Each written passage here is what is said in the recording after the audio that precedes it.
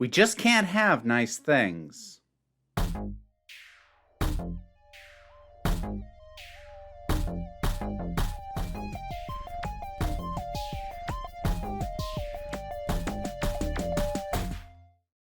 So, this will be my third video on Across the Spider-Verse, and the first one that I do not enjoy having to do. I did a video profusely praising the film. I did a video giving a trans reading of the film. I enjoyed this movie very much. This movie is amazing. It is at this point easily the best thing that I have seen so far this year. And it was also created through abuse of workers. If you can't tell, I'm actually really ticked about this. Well, let's get into what we actually found out. Well, the morning that I'm recording for when this comes out, this past Thursday, an article came out on Vulture in which 4 animators, many of whom were veterans of the industry who had worked for more than just Sony. So like, they're not newcomers who had no idea what they were getting into. They're used to the normal workflow of animation. Gave detailed accounts of not good work conditions on that film. Now, if you want to read their full accounts, I encourage you to read that article. It is down in the description. I'll put a link to it. But in short, there was a lot of crunch on this. Now, crunch is not a term we're used to hearing as much in the movie industry. It's a very common term in the video game industry because video games have almost no unions. Hollywood and just movie making in general has a lot of unions. And most of the decent work, well-paying work, high-profile work is union work. And while there is an animation guild, there is a union for animators, it's not that big and does not even come close to covering all the animators working. And specifically when it comes to Sony, there's a funny little wrinkle. So there's the Animators Guild, which, as I said, does exist and does what it can. And Sony Animation Pictures does work with the Animation Guild. Here's the thing, though.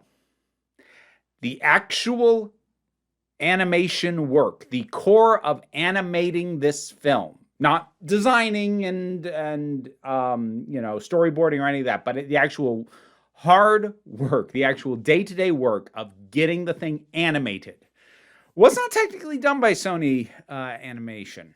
It was done by Sony Imageworks, which, due to quirks of Hollywood accounting, is considered an independent entity and a contractor and is not a union studio. So as a result, the reports that we are having come out include news of up to 77-hour work weeks. And that broke down as 11-hour work days, 7 days a week. No days off. And this went on for the tail end before the release. And the reason that that was happening was because the film was being tinkered with to a degree that is not typical for animation at a point way later in the process when things should have been locked down.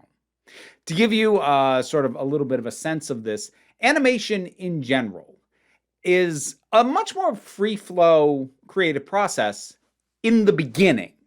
They're often very collaborative works. There's a reason that not that many animated films actually have a locked-in script that's finalized before they start. There'll be a script, there'll be a working script, but then animators will start storyboarding and directors will look at what's being done and pitch out ideas. And it's, as I said, it's very freeform in most ways that animation gets done.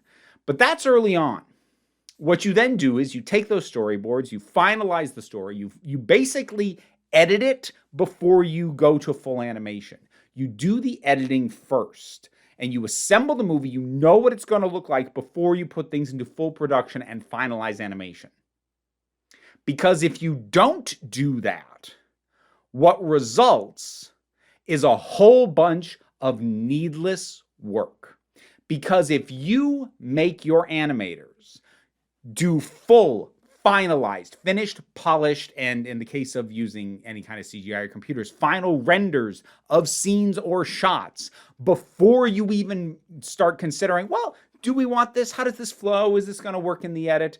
Then what is going to end up happening is a bunch of finished work getting thrown out, replaced, or made to be redone from scratch because something isn't quite what you wanted.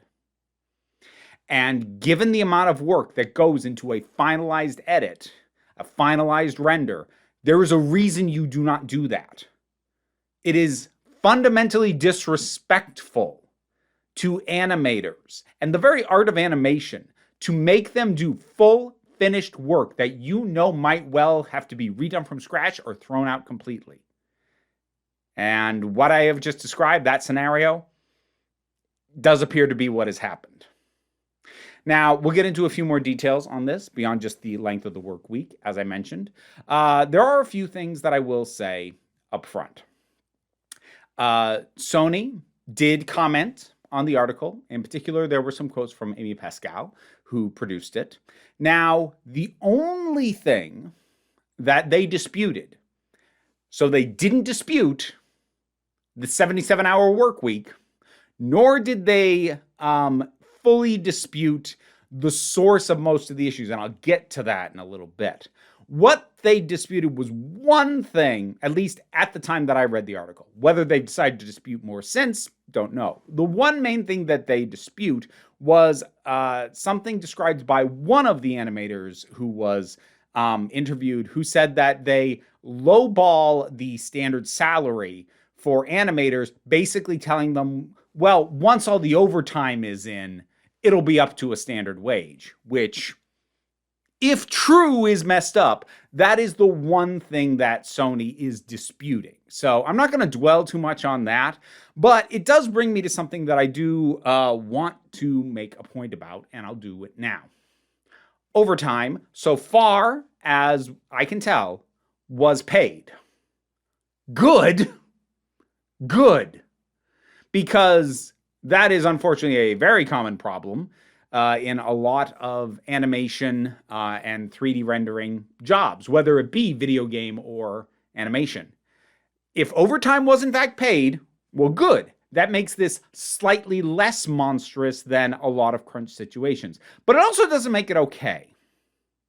Because I've unfortunately already seen arguments made that basically amount to, well, as long as they got paid overtime, that's okay then. No. A 77-hour work week is never okay. Ever. For anybody. Full stop, period, end of sentence. That is not an acceptable amount of time to make people work. And you can claim all you want about, well, they weren't forced to, nobody put a gun to their head. No, look. In this situation, when the work has to be done, and you, as a worker, know how much time needs to be spent to make it happen and make it be done on deadline, they don't have to put a gun to your head. Because you are aware of the fact that if you don't put in that time, the work does not get finished. And in an artistic medium, if the work doesn't get finished, then there's nothing to show for everything you did. And so most people will put in the work. And there's often an internal environment and social structure within a company that will put pressure on you, even though technically nobody orders you to come in and do the overtime. So forget all that. Nobody should ever be working 77 hours a week. Nobody. Ever. Any job should be working 77 hours of hard work labor per week.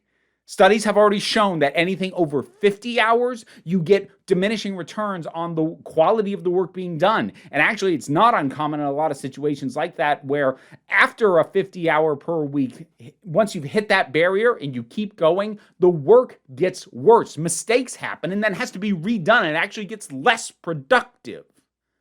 So the fact that a 77-hour work week was claimed and not disputed is not okay. Now you're about to see me get fairly angry at a number of specific people, but let me say this now, I will reiterate it later. Do not harass anybody that I name or mention in this video. Criticize them if you want, I'm about to. but do not go and harass anybody. This message is brought to you by the Alliance of Not Being an Asshole. So I did say that there were some more specifics. Now, a lot of this comes down to the producers, which were Chris Miller and Phil Lord, who are known for the Lego movie, Cloudy with a Chance of Meatballs, the 21 Jump Street movie, and its sequel. Apparently, Phil Lord was the primary source of most of the late changes, requests to redo work from scratch, and insistence that the animators provide them fully finished rendered stuff that they would then take into editing and possibly come back and make them redo. Now, to be fair, there was some word from Sony, and they don't necessarily dispute Phil being the primary source of these things. There is the context given that he was the primary go-between between the writing, directing, producing team and the animators. So they would have generally heard most things from Phil Lord, regardless of whether they were positive, negative, or whether they were notes specific to what he actually wanted or whether he was conveying a message. So it's possible he was just the messenger. For my purposes, it doesn't really matter. If it was him specifically, if it was the team as a whole and he was just the mouthpiece, it does not matter. The way in which these animators were treated, for the amount of work they were made to do, the amount of time they were made to do it over, the per week, 7 days a week. 7 days a week. That's people not getting time to properly rest, recuperate, see their families. That is not okay. And as I said, brought up earlier with the general process of animation, you figure out the thing before you put people to work on final animation. And that does not appear to have happened. And again, this is not disputed. That for a big chunk of the early part, when a lot of work could have been done, it would have been rough work, but it would have been work, the animators were doing next to nothing. They were waiting on the story to get broken and to be brought to them. And then when it finally was, they had less time than they would normally to do everything. And this was something that Amy Pascal spoke to and had a couple of choice quotes on. It really does happen on every film. Truly, honestly, it can be a little bit frustrating, but we always try to explain that this is the process. If this is happening on every film, especially an animated film, your process sucks and is broken and you need to fix it. Because this is not how you run animation.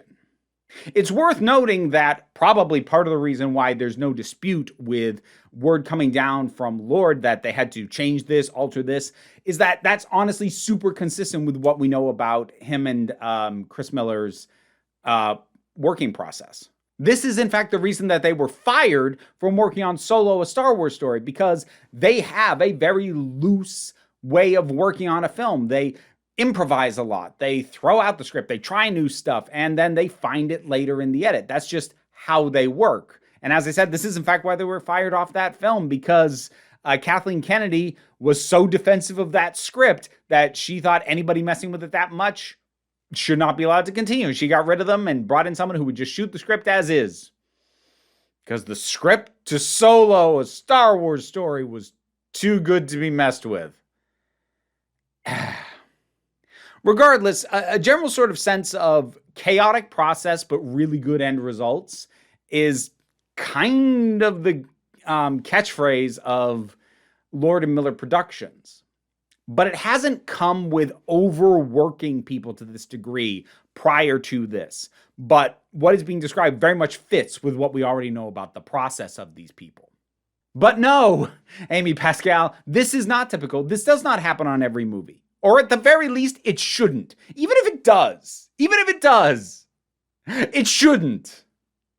That would not make it okay. She continued, One of the things about animation that makes it such a wonderful thing to work on is that you get to keep going until the story is right. If the story isn't right, you have to keep going until it is. And her response to the workers who said they had to keep redoing finished work, she said, I guess, welcome to making a movie.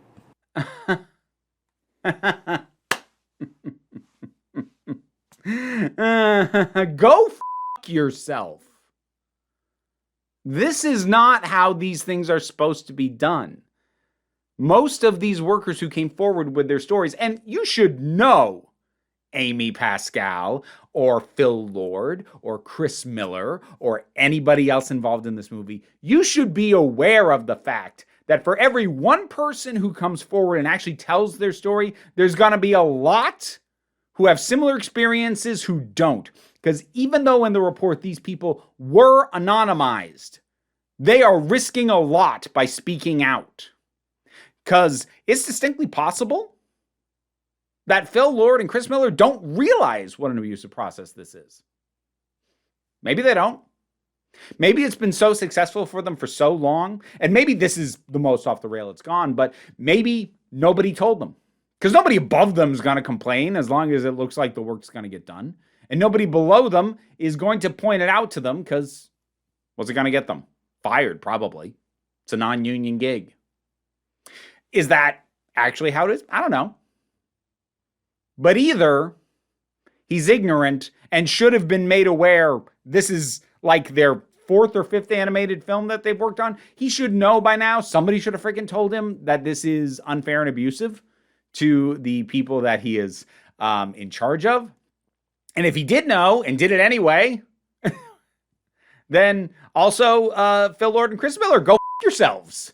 And Sony, of all companies, really shouldn't be flippant about this because they've been tied to some nastiness before with what happened with one of the production companies on Sausage Party. Nitrogen Studios was one of several animation companies that worked on that film, and the co-director of that movie, Greg Tiernan, apparently made them work overtime for free. A total of 36 of the 83 animators were blacklisted and left uncredited in the film due to their complaints and or leaving the project. Now, to be fair, that was not a Sony Pictures animation studio. Sony simply distributed it, but they've been involved in a movie that had this kind of controversy come out about it.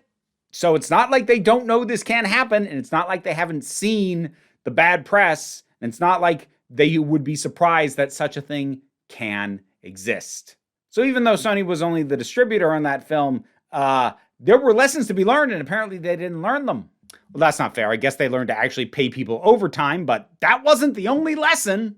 This is not okay. And the dismissiveness of welcome to making a movie that you say to non-union workers in a business where most people have a union they can lean on, but these people didn't?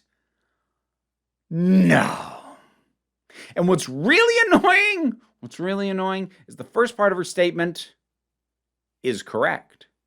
You keep working on the story till you get it right. But if you need to keep working on the story, and if you need to keep tinkering it, you need to keep fine-tuning it before you can even let the animators start properly, you move the release date back so that they do not have to crunch 77 hours a week. And some people might be about to jump in, oh, but they did delay Across the Spider-Verse twice, in fact. They did. Officially for COVID. I would not be surprised if COVID was the cover story to make it not seem like it was being poorly managed. And the actual reason was exactly as has been described.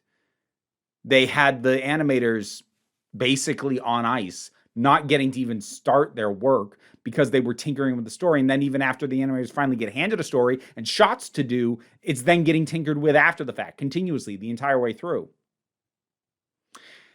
You know what really pisses me off about this?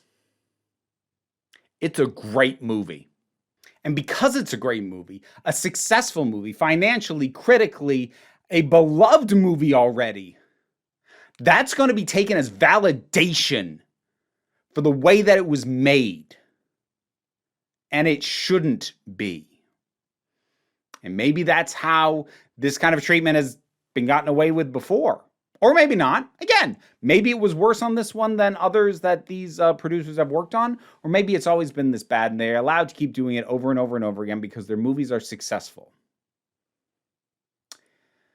I'm going to quote a couple of sentiments from Stephanie Sterling because what they have said about the video game industry very much applies here.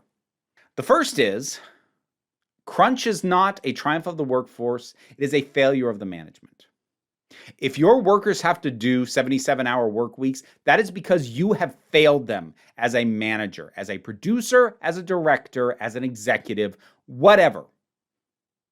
Somebody or everybody at that level has failed these people who are actually animating the final product if they have to work those hours. You have failed them. And you have no business managing people if the only way the work gets done is if it's through a 77-hour work week. If that's what it takes to get something done under your watch, then nobody should be under your watch. And let me again be really clear. I love this movie. This movie is incredible. But if it takes human suffering to make it, then I don't want it. A brilliant, and it's f***ing brilliant, final product does not justify treating anybody, especially someone who is the heart of what you were even able to do, a team of these people, 1,000 people working in the animation department, treating them like this is not acceptable. I don't care what the final result is. I don't care how good the movie is. That is not okay to do. And this is not new. There's a lot of overlap between the issues with animation in general and stuff that goes on in special effects. Because a lot of special effects is, frankly, just animation. But it's why an Oscar-winning special effects team behind Life is Pi went under. Because they had to crunch the hell out of their workers to get done what they did. And whether that was director Ang Lee's fault or the people specifically at that post-production effects studio's fault, doesn't matter. Somebody's at fault for that. And it's not the people on the ground level who worked themselves to the bone and then lost their jobs. Or similarly with Sonic the Hedgehog, with the big redesign of Sonic, which they got, like 6 months to do? 6 months to redesign, remodel, re-rig, reanimate that frickin' rodent. And that wasn't even a good movie. But again, the quality of the final product does not justify the method by which it was made. And I know that some status quo warriors are going to come in here and be like, well, you have an iPhone. And the manner in which that's made also is unethical. And you're right. Welcome to the concept of no ethical consumption under capitalism. It's all f***ed. That doesn't make any of it okay. Should I be more up in arms about the working conditions that result in this f***ing thing?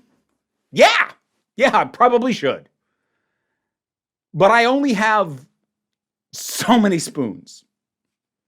I only have so much energy, and everything is rotten to the core. Right now, today, after learning this about a piece of media that I adored, today I have the energy to deal with this.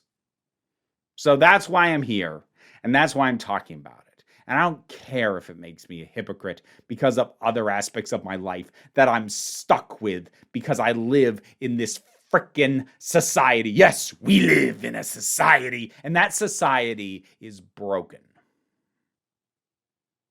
This is why unions matter. This is why workers' rights matter. This is why deregulation is the worst thing that has happened to the capitalist system. I am at this point an anti-capitalist. I wasn't always. And I would actually argue it didn't have to come to this. Capitalism could have worked with regulation. But the regulation had its teeth taken out or was dismantled altogether, and everything's gone to hell. And yes, that is a little bit of a tangent. Something capitalism bad and all that. Thank you again, Stephanie Sterling. But Doesn't make it any less true. And it is relevant because it's what creates the systems that all this comes out of. Now, what does this mean for me, at least? Because much like with the frickin' wizard game nonsense, I'm going to reiterate that what I am about to say applies to me, and I will make my general statement about what it implies for other people if you are aware of what's going on, but I'm not going to tell anybody what to do. And I'm not going to tell anybody to boycott this movie or boycott Beyond the Spider-Verse. And as much as it pains me to say what I'm about to say, this might mean I don't watch Beyond the Spider-Verse. Not in the theaters, anyways. Maybe when it's streaming somewhere on something I already have. What would it take for me to see Beyond the Spider-Verse? Well, the big thing would be delaying its release. Its current scheduled release is March of next year. And one of the people who was interviewed for this article pointed out there is no possible way that it can be finished by then. So that means that if it does release in March of next year, that means that maybe they hired in more people. But even if they did, it means they crunched the hell out of the people working on the movie, probably even worse than they did for Across the Spider-Verse. Fundamentally, crunch happens because of a combination of two things. Unmoving final deadlines, usually set by somebody at the executive level, and then mismanagement by whoever is directly in charge of the project. Now, Across the Spider-Verse did get a delay, but it still hit the mismanagement. Beyond the Spider-Verse, if it does not get a delay, then I have to assume that it is going to be made under even worse circumstances than Across the Spider-Verse was. And I won't validate that kind of abuse of workers. I won't do it. And that hurts. Because I'm really excited for that movie. If they delay it, maybe I'll consider it. I'm going to be trying to keep an eye, see what else comes out about Beyond the Spider-Verse. There's a very good chance that this entire story about the circumstances under which Across the Spider-Verse was made is going to get buried.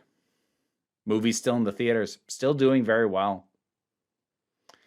And it's almost definitely going to win the Oscar. It's a great movie. But the circumstances under which it was made and what happened to the people who made it is at risk of just getting left behind. And if Beyond the Spider-Verse still comes out March of next year, you'll know that Sony believes that this is acceptable and doesn't care. And that the people in charge of these specific movies don't care. Again, we'll see. A delay's the minimum. Absolute minimum. Beyond the Spider-Verse, if it is anything close to the state in which it was described by the worker who brought up that one, because he basically said almost no work has started on that because they were working on Across the Spider-Verse up until the last minute. The theory was to get started on Beyond the Spider-Verse early as they were just working on final polish for Across. But because so much work was being redone on Across the Spider-Verse, nothing was getting ahead on Beyond the Spider-Verse. So the idea of having the next movie out in less than a year, and that's assuming that they aren't still tinkering with the story, there's no possible way that that can be done ethically. There's no possible way that can be done without abusing workers. I do not believe it. And again, I will reiterate, yes, these people got paid. And yes, in theory, they could quit if they found the work unacceptable. And some of them did. About 10%. 100 people working on this thing quit. People's technical ability to walk away also isn't a justification any more than the fact that they were actually paid their overtime instead of stiffed it is a justification. Because technically, having the ability to walk away doesn't make it practical. Because especially in a business like the movie business, if you walk away from a project that isn't finished, that's a bad look. Because how does anyone who hires you, how do they know? Are you going to stick around? You going to finish what you started? You didn't there. Will you here? It's not that simple. The pure logistics, can they walk away? Sure. Is it going to be okay for them career-wise to do so? Maybe.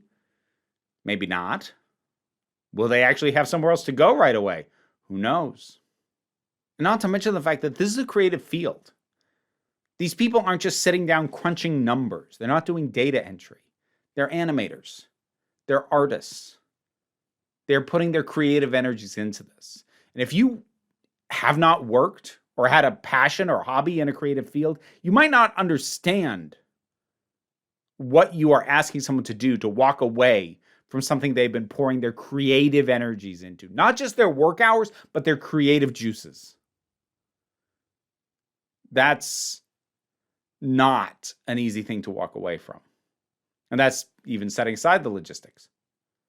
And none of them should have had to, of the ones who left. They shouldn't have had to. The fact that 10% of that workforce felt it was necessary to walk away, that's not a number to scoff at. That's not a number to be dismissive of. So, yeah, we can't have nice things. I'm really pissed off. I'm really angry. Because I believe that this movie probably would have been just as brilliant as it is with another 4 or 5 month delay and not working people 77 hours a week.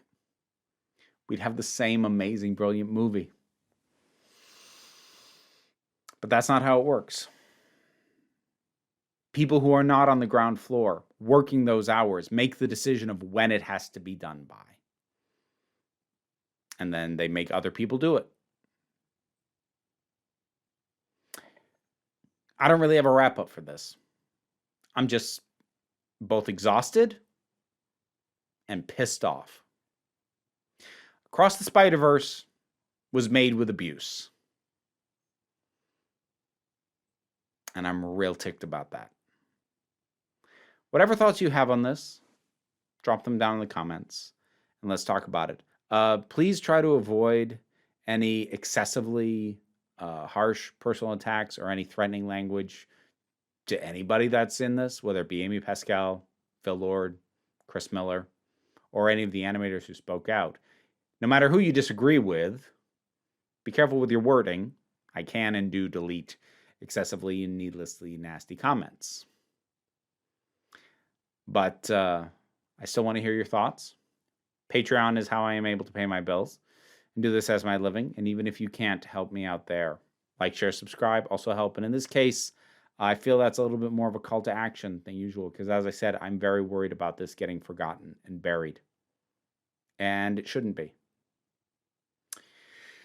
But ultimately, what I really want you to remember, and I hope the animators who worked on this movie also know, that you are beautiful, you are valid, and you are loved. You are the council, and I am just running the meetings. Until next time, this council is adjourned.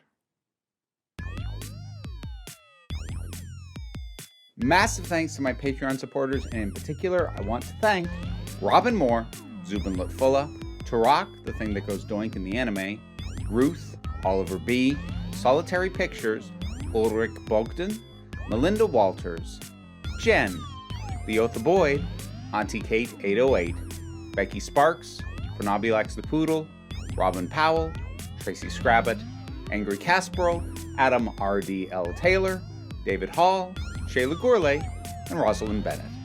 Thanks for your support, You can get your name in the credits too if you feel like hearing me possibly struggle with it for several times before getting it right.